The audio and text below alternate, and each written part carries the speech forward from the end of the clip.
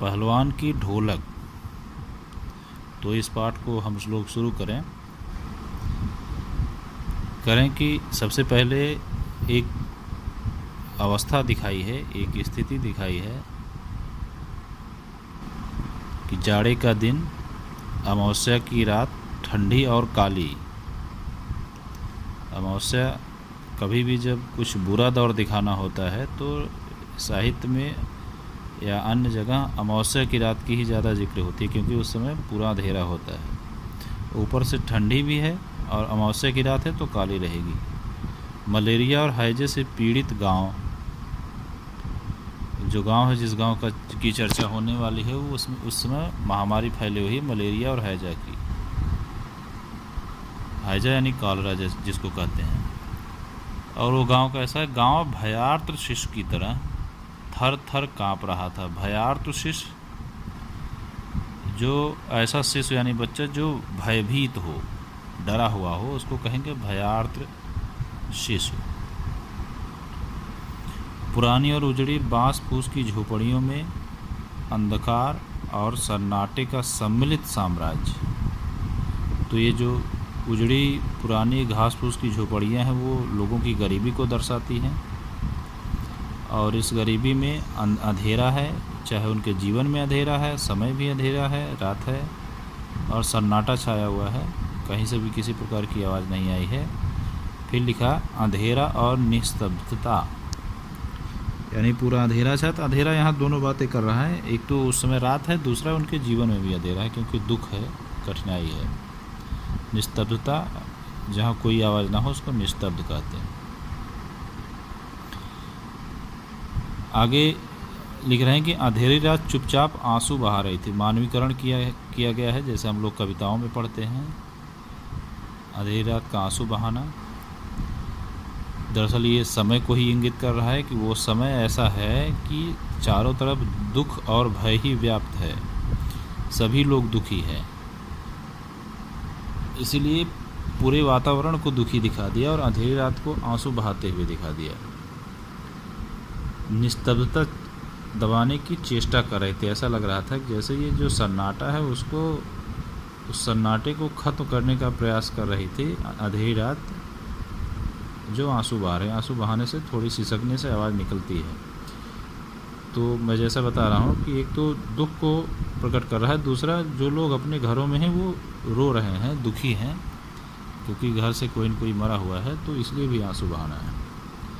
आकाश में तारे चमक रहे थे, पृथ्वी पर कहीं प्रकाश का नाम नहीं, क्योंकि अंधेरी रात है, अमावस्या की रात है। आकाश से टूटकर यदि कोई भावुक तारा पृथ्वी पर जाना भी चाहता तो उसकी ज्योति और शक्ति रास्ते में ही शेष हो जाती, यानी खत्म हो जाती। ये आकाश से तारा टूटना हम लोग देखते हैं, कभी कभी तारे लगता है जैसे कोई तारा टूट करके गिर रहा होता है, उसकी बात किया है। और कह रहा ऐसा कोई तारा अगर प्रयास करता धरती पर आने की, यानी कुछ प्रकाश करने की, तो अन्य तारे उसकी भावुकता अथवा असफलता पर खिलखिलाकर हंस पड़ते थे, क्योंकि वो ज़मीन तक नहीं पहुंच पाता था। ये जो तारा का गिरना, ये हम लोग जानते हैं उल्कापात होता है, उल्का पिंड होते हैं जो नीचे की ओर आते हैं और रास्ते में जल जाते हैं। फिर वातावरण को और डरावना बनाते हुए लेखक लिख रहा है कि सियारों का क्रंदन और पेचक की डरावनी आवाज़। सियार होते हैं, पेचक भी जानवर है जो डरावनी आवाज़ निकालते हैं। यही आवाज़ें आ रही थी जो कभी कभी उस निस्तब्धता को ख़त्म करती थी। गांव की झोपड़ियों से कराहने और कै करने की आवाज़। लोग दुखी हैं, बीमार हैं, परेशान हैं, इसलिए कराह रहे हैं। और कै, जो कॉलरा हैजा है उसमें उल्टी बहुत ज़्यादा होती है, उसी को कै करना लिखा है, तो उल्टी करते समय आवाज़ निकलती है। साथ में हरे राम, हे भगवान की टेर अवश्य सुनाई पड़ती। टेर मतलब आवाज़, क्योंकि दुख के समय हे राम हरे भगवान अक्सर लोग बोलते हैं। घर में बच्चे भी हैं तो कह रहे हैं कि बच्चे भी कभी कभी निर्बल कंठों से, यानी कमज़ोर गले से माँ माँ पुकार कर रो पड़ते, क्योंकि वो भी बीमार हैं, वो भी दुखी हैं, वो भी परेशान हैं।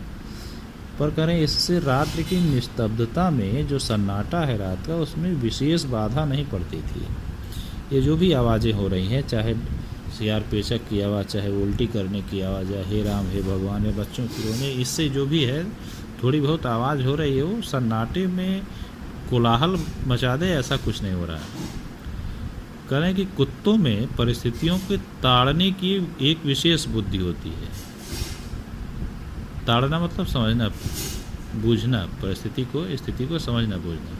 करें कुत्ते वे दिन भर रात के घूरों पर गठरी की तरह सिकुड़ कर मन मार कर पड़े रहते थे। रात के घूरे, राख के घूरे, घर के लोग जहाँ राख इकट्ठा करते रहते हैं तो राख का ढेर बन जाता है, उसी को राख का घूरा कहा गया। दिन भर पड़े रहते, संध्या या गंभीर रात्रि को सब मिलकर रोते थे, चिल्लाते थे। वो भी हम लोग सुने होंगे, एक तो कुत्ते भौंकते हैं, दूसरा एक रोते भी हैं। ये तो तत्कालीन स्थिति दिखा दिया कि जैसी मना स्थिति है, जैसी दुखद स्थिति है, महामारी की स्थिति है, वैसा वातावरण, वैसा माहौल लेखक ने प्रस्तुत किया।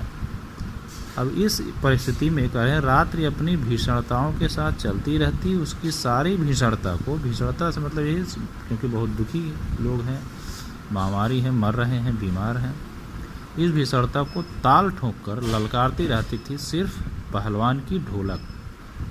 संध्या से लेकर प्रातः काल तक एक ही गत से बजती रहती, यानी शाम से लेकर के सुबह, यानी पूरी रात बजती। कैसे? चटधा गिड़धा, चटधा गिड़धा, उसका मतलब होता था यानी आजा भिड़जा, आजा भिड़जा, बीच बीच में चटाक चटधा, यानी उठा पटक दे, उठाकर पटक दे। ये ध्वन्यात्मक शब्द हैं, यानी चटधा गिड़धा या चटाक चटधा, ये ध्वन्यात्मक शब्द हैं। ऐसा कोई बोलता नहीं था, बल्कि ढोल बजाने का अंदाज है, उस ढोल बजाने के अंदाज से निकलने वाली आवाज़ को ध्वन्यात्मक रूप दिया गया है। करें कि यही आवाज़, यानी ढोलक की आवाज़, मृत गांव में संजीवनी शक्ति भरती रहती थी। मृत गांव जो लगभग मरणासन्न गांव है, यानी जिसके गांव के अधिकतर लोग बीमार हैं, दुखी है, परेशान है, तो वो है मृत गांव। उसमें संजीवनी यानी उत्साह का संचार करता कौन? ये ढोल की आवाज़। ढोलक बजा कौन रहा है? करें लुट्टन सिंह पहलवान।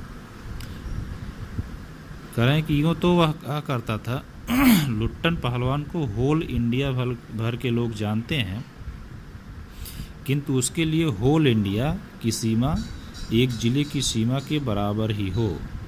जिले भर के लोग उसके नाम से अवश्य परिचित थे। होल इंडिया अंग्रेजी का शब्द है, यानी पूरा भारत, लेकिन लेखक कह रहा है पूरा भारत से उसका मतलब था जिले भर के लोग, क्योंकि जिले भर के लोग तो उसको जानते ही थे। तो ये था कुल मिला के पहला पेज।